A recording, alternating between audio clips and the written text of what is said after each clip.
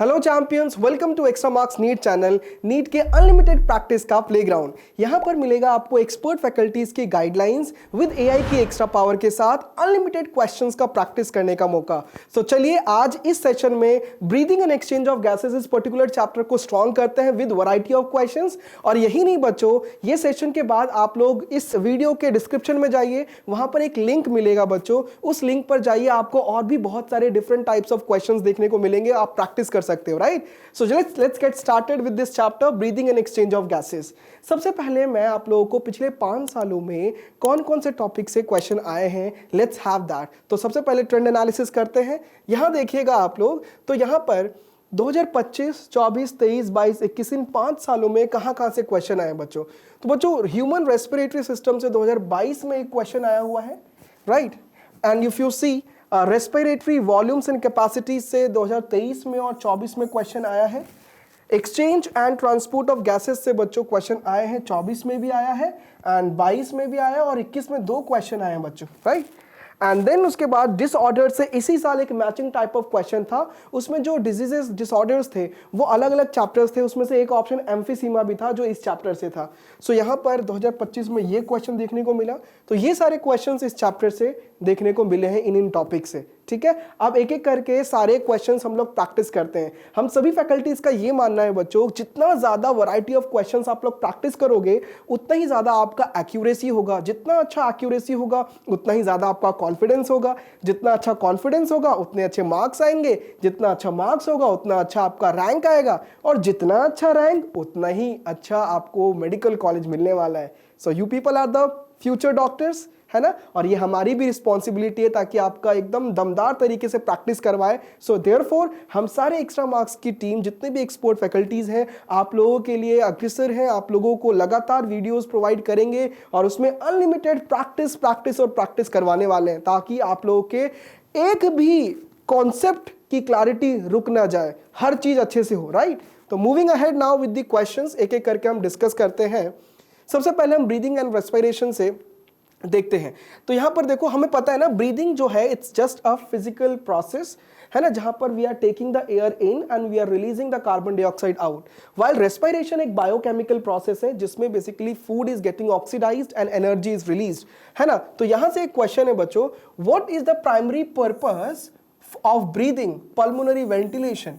क्या पर्पस है, primary purpose क्या है ब्रीदिंग का, right. Options you can see here. A to produce energy in the form of ATP। बच्चों breathing का तो ये पर्पस नहीं है, एनर्जी प्रोड्यूस करना। Basically this process happens during cellular respiration, तो ये तो एकदम गलत हो गया first option.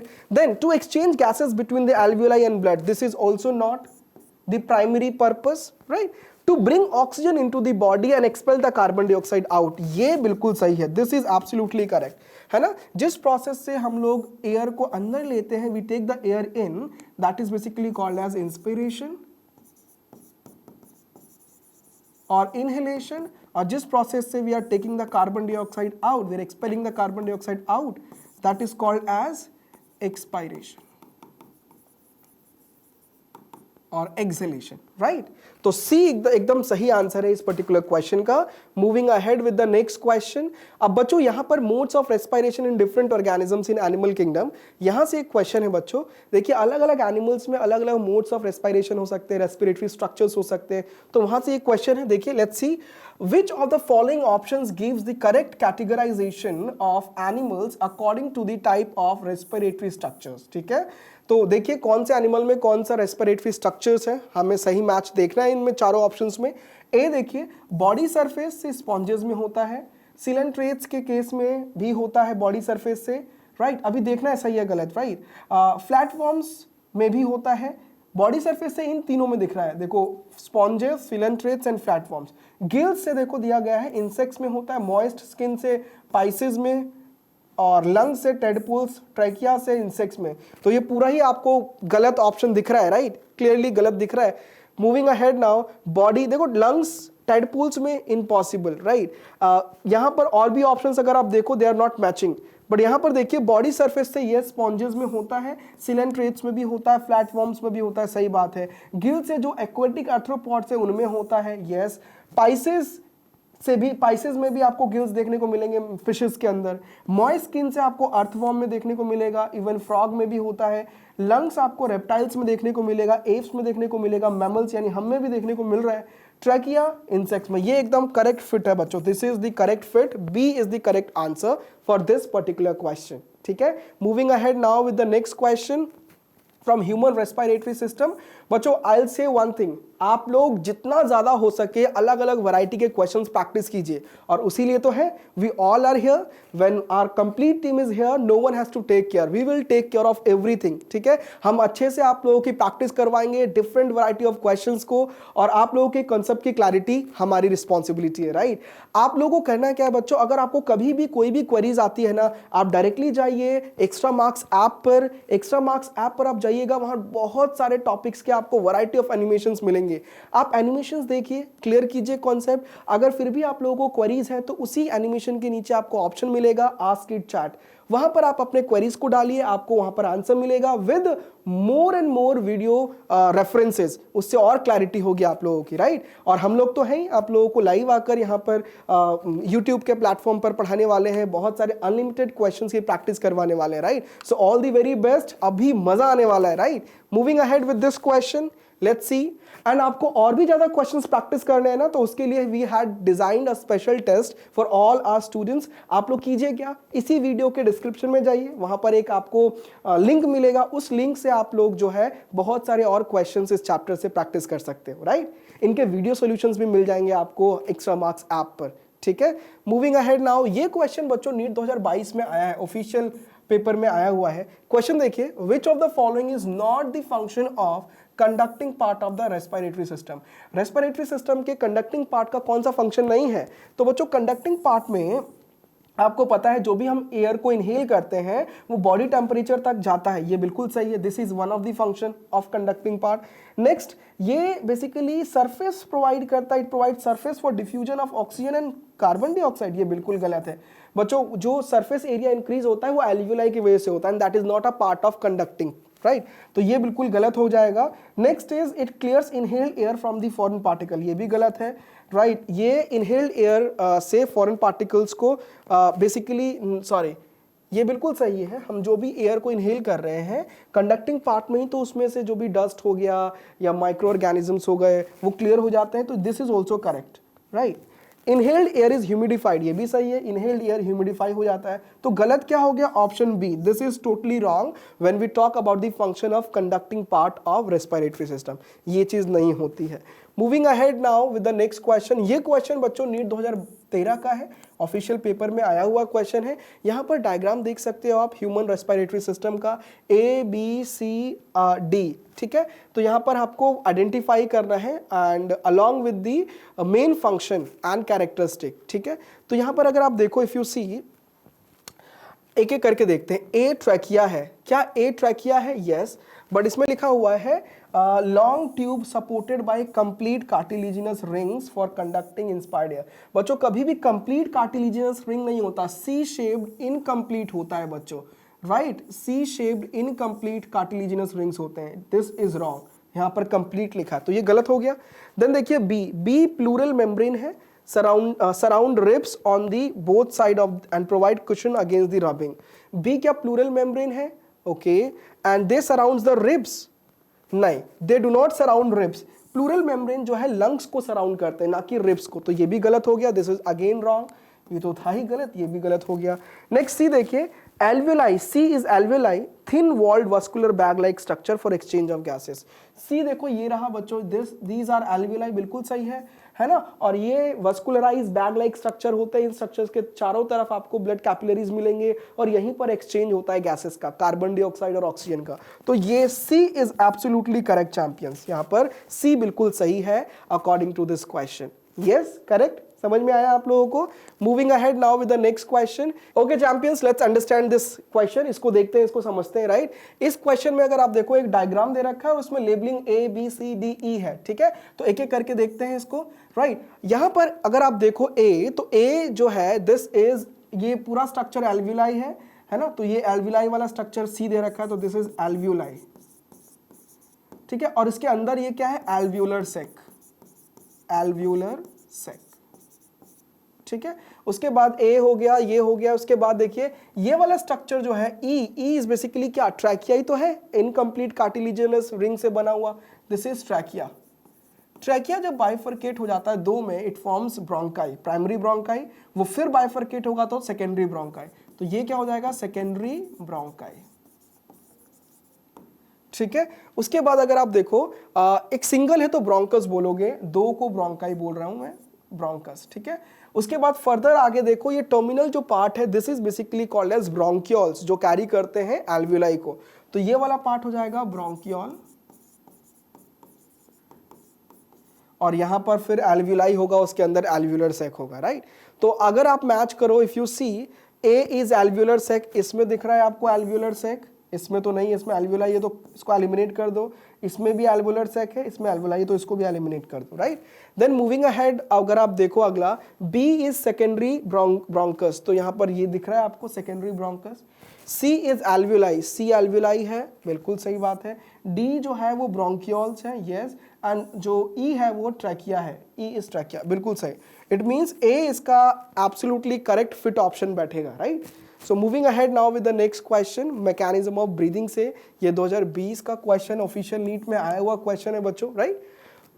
Question is select the correct events that occurs during the inspiration, तो आपको करेक्ट इवेंट बताना है, ठीक है, एक एक करके देखते हैं।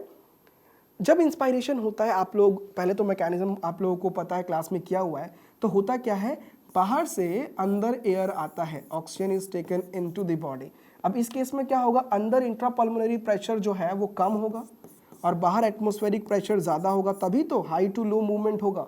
और इस चीज़ को करने के लिए ये प्रेशर कम कैसे हुआ, जब वॉल्यूम ज़्यादा हो गया, थोरैसिक वॉल्यूम ज़्यादा हो गया, है ना। तो यहाँ पर एक एक करके, अब थोरैसिक वॉल्यूम ज़्यादा होने के लिए क्या क्या चीज़ें हुई बॉडी के अंदर, जो रिबकेज था, स्टर्नम था, they went upwards, diaphragm they went downwards, इससे वॉल्यूम इंक्रीज हुआ, और वॉल्यूम के इंक्रीज होने से क्या होगा बच्चों, इवन जो एक्सटर्नल इंटरकोस्टल मसल्स है वो भी कॉन्ट्रैक्ट हुए, तो इसके वजह से क्या होगा बच्चों, it basically leads to increase in the volume.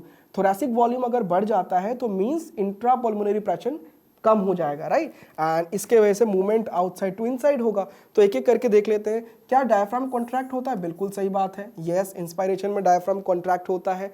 Then क्या एक्सटर्नल इंटरकोस्टल मसल्स भी कॉन्ट्रैक्ट होते हैं, बिल्कुल सही, ये कॉन्ट्रैक्ट होते हैं, राइट। पल्मोनरी वॉल्यूम डिक्रीज हो जाता है, नहीं, पल्मोनरी वॉल्यूम इंक्रीज हो जाता है बच्चों।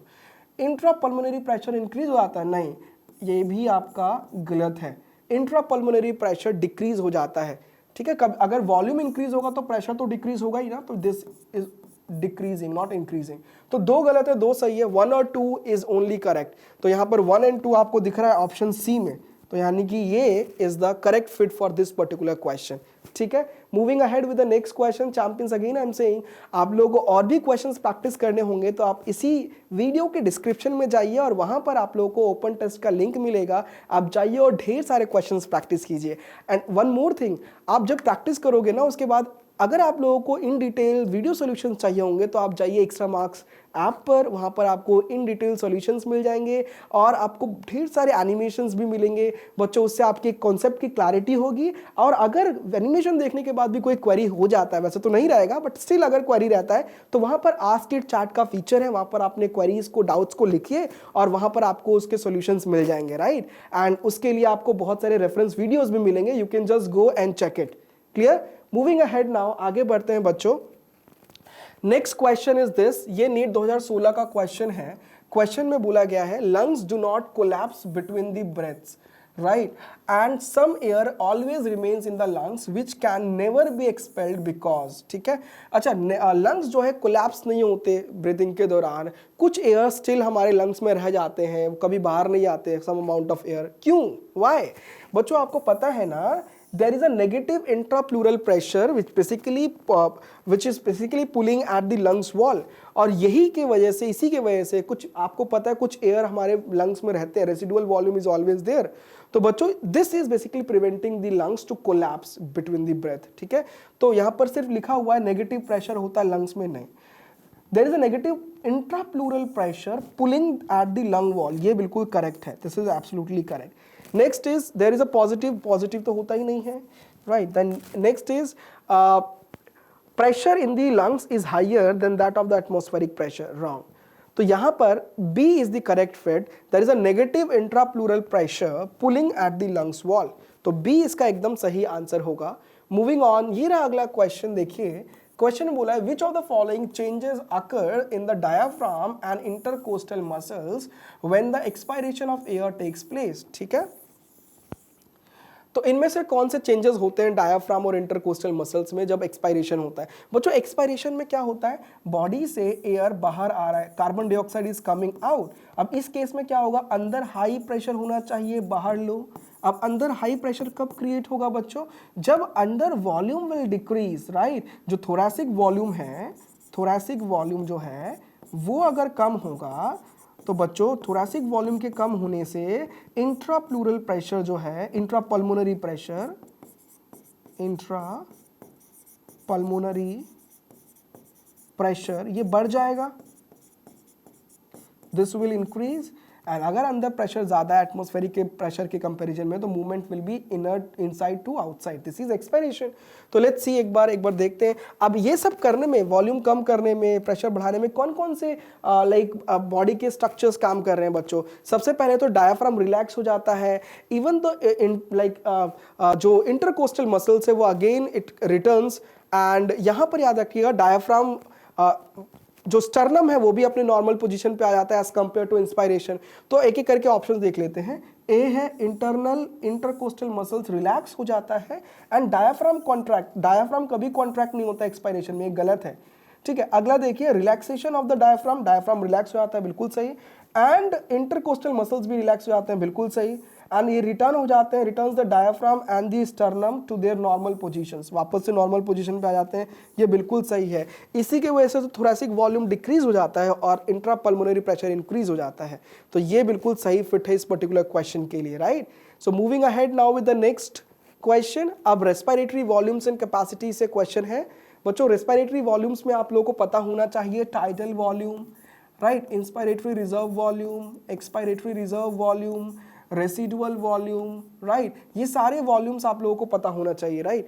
एंड देन इन वॉल्यूम्स को जोड़कर बनता है कैपेसिटीज, राइट। तो आप लोगों को inspiratory capacity, expiratory capacity, vital capacity, right, then आप लोगों को पता होना चाहिए functional residual capacity, total lung capacity, ये सारी चीजें पता होनी चाहिए। ठीक है, तो मूविंग अहेड एक एक करके देखते हैं क्वेश्चन को।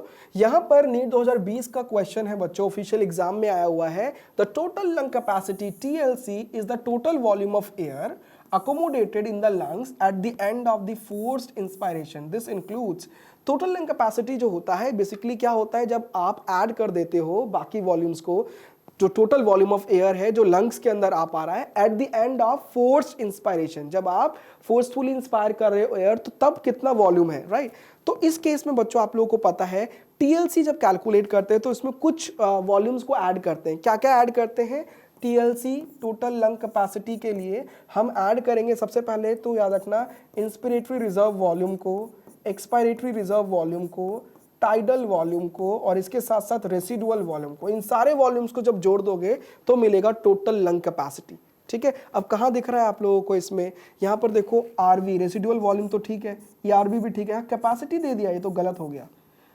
RV ठीक है, ERV ठीक है, वाइटल कैपेसिटी ये गलत हो गया यहाँ पर, vital capacity, right, and FRC ये भी गलत हो गया, this is wrong. Residual volume सही है, एक्सपायरेटरी रिजर्व वॉल्यूम सही है, टाइडल वॉल्यूम भी जुड़ेगा एंड इंस्पायरेटरी रिजर्व वॉल्यूम भी जुड़ेगा, यानी कि ये सारे वॉल्यूम्स एकदम सही है बच्चों। इन सबको जोड़कर ही मिलता है total lung capacity. So C is the correct fit for this particular question, right. Moving on, ये 2018 का क्वेश्चन है, ऑफिशियल नीट में आया हुआ है। मैचिंग टाइप ऑफ क्वेश्चन है, कॉलम 1 को कॉलम 2 से मैच करना है। यहाँ कुछ वॉल्यूम्स है और उनके यहाँ पर आपको क्वांटिटी दे रखी है कितना वॉल्यूम ऑफ एयर है, राइट। तो एक एक करके मैच करते हैं। टाइडल वॉल्यूम आप लोगों को पता है ना, इट्स ½ लीटर। नॉर्मली हम कितना इंस्पायर और एक्सपायर कर रहे हैं नॉर्मल ब्रेथ में, तो that is tidal volume TV। तो 500 ml, राइट। तो नियर अबाउट आपको जो दिख रहा है ऑप्शंस में 500 to 550 ml। तो आप A को मैच करोगे 3 के साथ। A का 3 सिर्फ 2 ही ऑप्शन में, तो इन दोनों को तो एलिमिनेट ही कर दो बच्चों, right. Then IRV inspiratory reserve volume, तो यहाँ पर 2500 से 3000 होता है, राइट। तो IRV इज 2500 to 3000 ml, ठीक है। Then expiratory reserve volume ERV, ये कितना होता है बच्चों? It is around 1000 to 1100 ml, ठीक है। तो ERV is matching with option 4, 1000 to 1100 ml। Residual volume कितना होता है बच्चों? 1100 to 1200 ml, राइट। तो अगर आप मैच करो, A is going with 3, B is going with 1, C is going with 4 and D is going with 2, so that is option B. Option B एकदम बिल्कुल इसका सही फिट बन रहा है। आई होप यू अंडरस्टूड, समझ में आ रहा है आप लोगों को बच्चों। और भी प्रैक्टिस करने हो क्वेश्चन, जल्दी से जाइए डिस्क्रिप्शन में और वहां पर आप लोगों को लिंक मिलेगा, just go with that link और बहुत सारे प्रैक्टिस कीजिए क्वेश्चंस का, ठीक है। Moving ahead now with the next question. ये भी बच्चों 2024 ऑफिशियल नीट में आया हुआ क्वेश्चन है, मैचिंग टाइप ऑफ क्वेश्चन है। लिस्ट 1 को लिस्ट 2 से मैच करना है। तो देखिए एक बार यहाँ पर कैपेसिटी दे रखा है, expiratory capacity, functional residual capacity, vital capacity and inspiratory capacity. बच्चों एक्सपायरेटरी इंस्पायरेटरी कैपेसिटी तो इजी, आपको पता है एक्सपायरेटरी कैपेसिटी क्या होता है। जब आप एक्सपायरेटरी रिजर्व वॉल्यूम को ऐड कर देते हो टाइडल वॉल्यूम के साथ, है ना। सेम इसके साथ भी इंस्पायरेटरी कैपेसिटी क्या होगा? जब इंस्पायरेटरी रिजर्व वॉल्यूम को ऐड कर दोगे टाइडल वॉल्यूम के साथ, है ना। तो यहाँ पर दो तो आपको एकदम फिट मिल रहा है, तो आप इसको पहले मैच कर लो जो इजी वाले हैं सबसे, right. So D is going with tidal volume plus inspiratory reserve volume, तो IC मिल जाएगा आपको, है ना। एंड देन आपको A जो है tidal volume plus expiratory reserve volume, ये भी मिल गया। अब फंक्शनल रेसिडुअल कैपेसिटी क्या होता है बच्चों? जब आप ERV में RV जोड़ दोगे तब FRC मिलेगा। फंक्शनल रेसिडुअल कैपेसिटी जब रेसिडुअल वॉल्यूम के साथ एक्सपायरेटरी रिजर्व वॉल्यूम को जोड़ दोगे, कहीं दिख रहा है आपको? FRC रेसिडुअल वॉल्यूम के साथ, ये रहा रेसिडुअल वॉल्यूम के साथ ERV जोड़ दिया आपने, तो FRC आएगा, यानी कि B will go with 4 and बचा वाइटल कैपेसिटी। तो वाइटल कैपेसिटी में आपको जोड़ने को मिलेंगे 3 चीज, ERV, IRV और TV। तो वाइटल कैपेसिटी हमेशा कब बनता है? जब आप inspiratory reserve volume, expiratory reserve volume के साथ टाइडल वॉल्यूम भी जोड़ दो तो वाइटल कैपेसिटी मिलता है। तो C will go with first, है ना, ठीक है।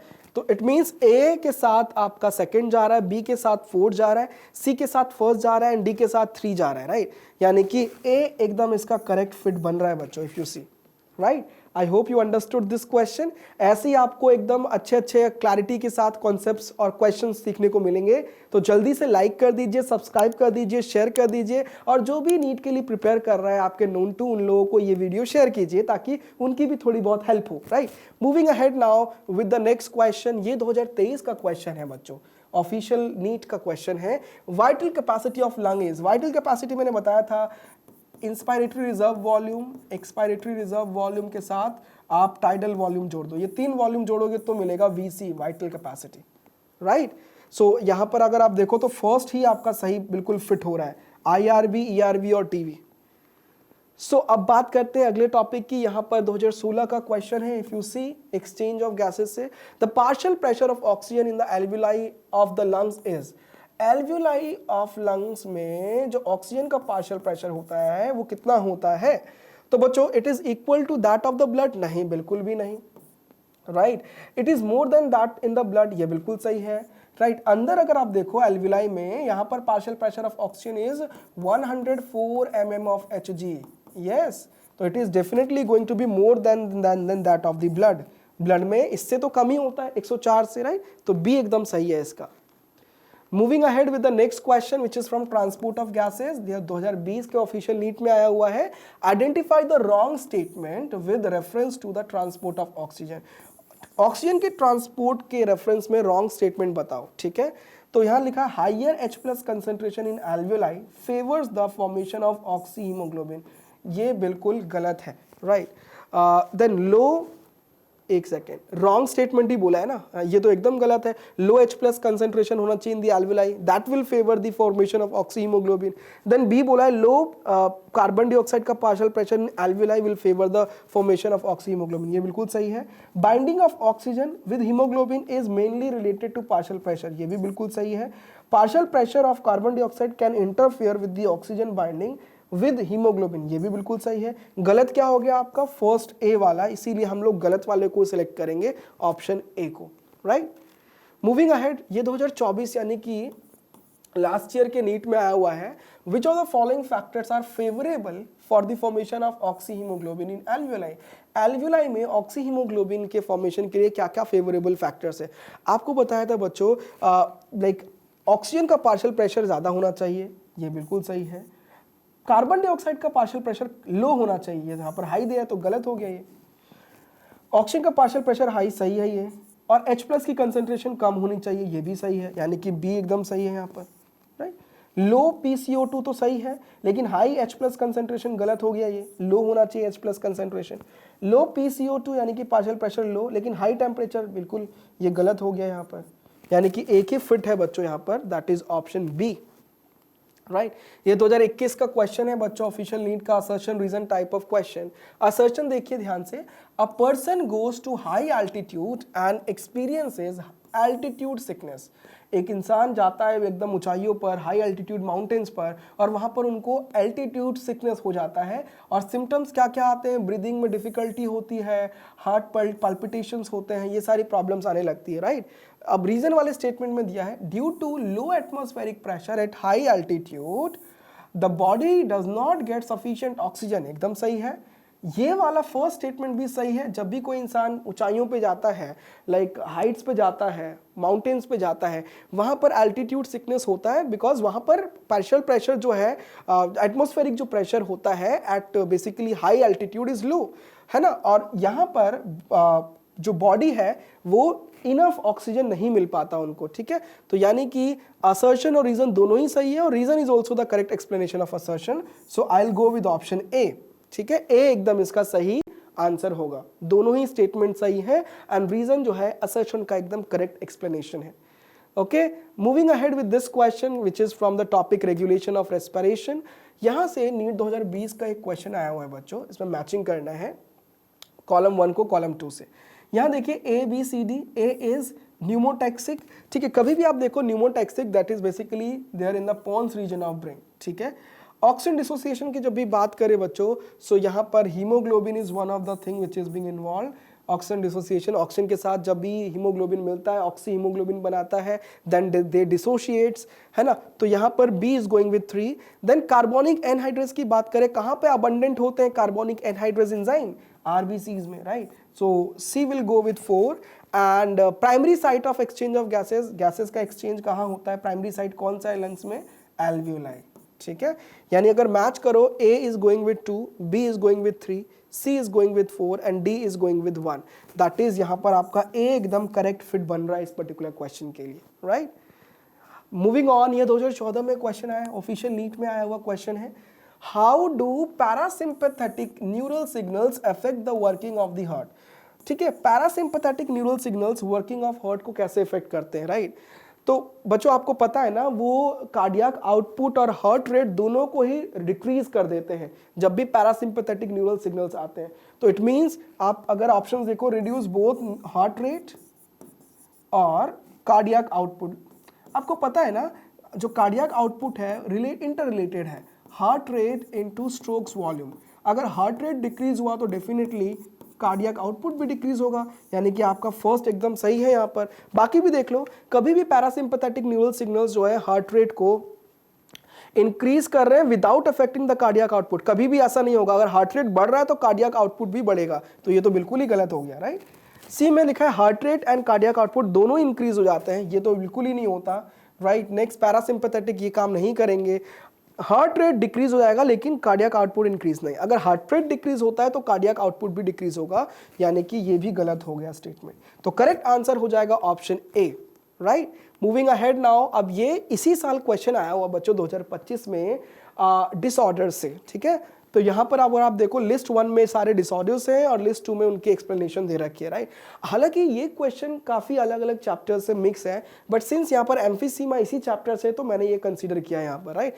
यहाँ देखिए ABCD यहाँ पर डिसऑर्डर्स दे रखे हैं। एम्फीसीमा में बेसिकली क्या होता है बच्चों, emphysema basically in this case आपको देखने को मिलेगा जो एल्व्यूलर वॉल है वो डैमेज हो जाते हैं, राइट। एंड रेस्पिरेटरी सरफेस भी डिक्रीज हो जाता है। अगर एल्व्यूलर वॉल डैमेज हो जाएगा तो जो रेस्पिरेटरी सरफेस है वो कम हो जाएगा और ब्रीदिंग में डिफिकल्टी होगी। तो emphysema will go with option 2, right. A is going with option 2। So A is going with option 2 in only these two like options, तो ये तो एलिमिनेट ही कर दीजिए आप, ठीक है। उसके बाद बच्चों देखो एंजाइना पेक्टोरिस में क्या होता है, एक्यूट चेस्ट पेन होता है। जब हार्ट के मसल्स को इनफ ऑक्सीजन नहीं मिलते तो अचानक से चेस्ट पेन होता है, इसको एंजाइना पेक्टोरिस कहते हैं। तो B will go with 3, B is going with 3 only in this option, इसमें नहीं जा रहा, तो ये भी एलिमिनेट हो गया बच्चों। उसके बाद ग्लोमेरुलोनेफ्राइटिस क्या होता है, जो हमारे नेफ्रॉन्स हैं किडनी में, इन नेफ्रॉन्स में ग्लोमेरुलस का इन्फ्लेमेशन हो जाना, स्वेलिंग हो जाना, this is inflammation of glomeruli of kidney is glomerulonephritis. टिटैनी कब होता है बच्चों, जब कैल्शियम का लेवल बॉडी फ्लूइड्स में कम हो जाता है तो रैपिड स्पाज्म होता है मसल्स में, इसी को टिटैनी बोलते हैं। तो this D will go with 1। It means इसका एकदम जो करेक्ट फिट बन रहा है इस पर्टिकुलर क्वेश्चन का, that is option D, D is the correct one, ठीक है। ये 2015 का क्वेश्चन है बच्चों, देखो इस क्वेश्चन को भी देख लीजिए, ऑफिशियल नीट में आया हुआ है। Name the pulmonary disease in which alveolar surface area involved in gas exchange is drastically reduced. अच्छा, किसमें, बेसिकली स्मोकिंग वगैरह करने से जो एल्वुलर वॉल है वो बेसिकली डिस्ट्रॉय होने लगते हैं, सरफेस एरिया डिक्रीज हो जाता है, जिससे डिफिकल्टी होती है ब्रीदिंग में, that is called as emphysema. इस प्रॉब्लम को एम्फीसीमा ही तो बोलते हैं, right. And with this we are done with all the important questions. I hope आप लोगों को मजा आया, सारे क्वेश्चन समझ में आए बच्चों। और भी ज्यादा क्वेश्चन प्रैक्टिस करना हो तो जल्दी से जाइए डिस्क्रिप्शन में, वहां पर आपको एक लिंक मिलेगा और उस लिंक को क्लिक कीजिए और ढेर सारे क्वेश्चंस प्रैक्टिस कीजिए। आपको मिलता हूं मैं अगले सेशन में। अगले सेशन में आप लोगों को ब्रीदिंग के बाद body fluids and exchange of gases के क्वेश्चंस डिस्कस करेंगे। Till then stay happy, stay blessed, but don't forget to subscribe our extra marks NEET channel. Thank you so much.